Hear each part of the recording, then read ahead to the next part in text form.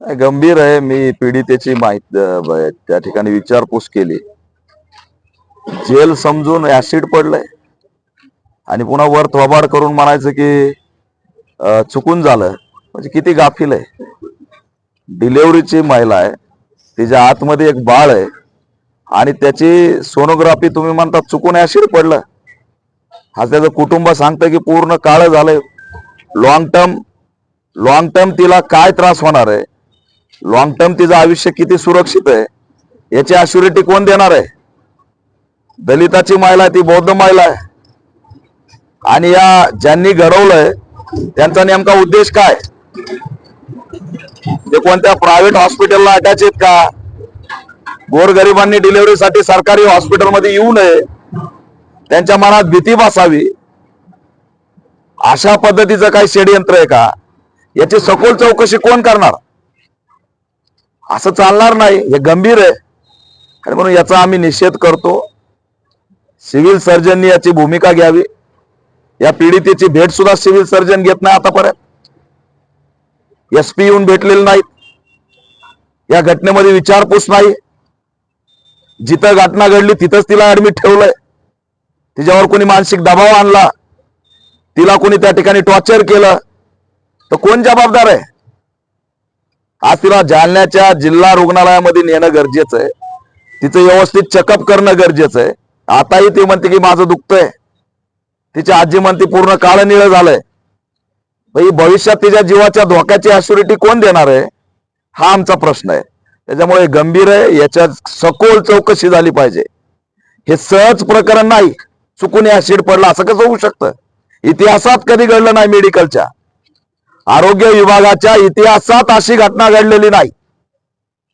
चुकून कसं काय ऍसिड पडू शकतंय, याच्या मागचा डोकं काय, हे आमचे याच्यामध्ये आरोप आहेत। आणि त्याच्यामुळे एसपींनी या महिलेची भेट घ्यावी, सिव्हिल सर्जननी भेट घ्यावी, आरोग्य मंत्र्यांनी दखल घ्यावी, मुख्यमंत्र्यांनी दखल घ्यावी। आज 3 ते 4 दिवस झालं घटना होत, विधिमंडळाचं अधिवेशन सुरू आहे, तिथेही चर्चा होत नाही। लाडल्या बहिणीच्या पोटावर जेल समजून ऍसिड टाकलं जातंय, 1500 रुपये दिले म्हणजे झाले मोकळे। गरिबांच्या डिलिव्हरी कुठं होणार आहेत? सरकारी दवाखान्याशिवाय पर्याय काय?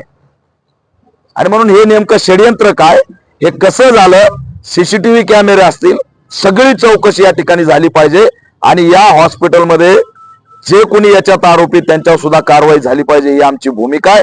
मी स्वतः याच्यामध्ये सर्व दखल घेणार आहे। सामाजिक न्याय विभागाला सुद्धा आव्हान करतोय की यात मोठ्या प्रमाणात पीडित कुटुंबाला आर्थिक मदत झाली पाहिजे आणि राज्य सरकारने सुद्धा 25 लाखाची मदत या पीडितेला आरोग्याच्या माध्यमातून केली पाहिजे, कारण तिच्या जीवाचा धोका हा टळलेला नाही।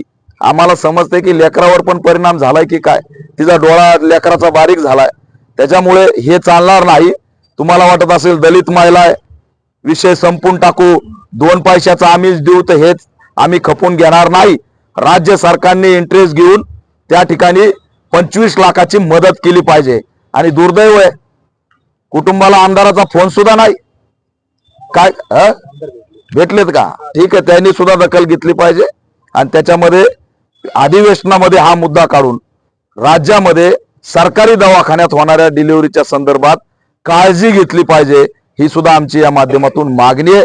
जर का आजची आज तिच्या सर्व तपासण्या पुन्हा जिल्हा आरोग्य केंद्राने केल्या नाहीत, त्या ठिकाणी जिल्ह्याचे आरोग्य विभागाचे अधिकारी जर येऊन भेटले नाहीत, एसपींनी जर भेट घेतली नाही, तर मात्र आंदोलनाशिवाय पर्याय नाही। आंदोलन केल्याशिवाय आम्ही शांत बसणार नाहीत, हा इशारा सुद्धा या माध्यमातून देतोय।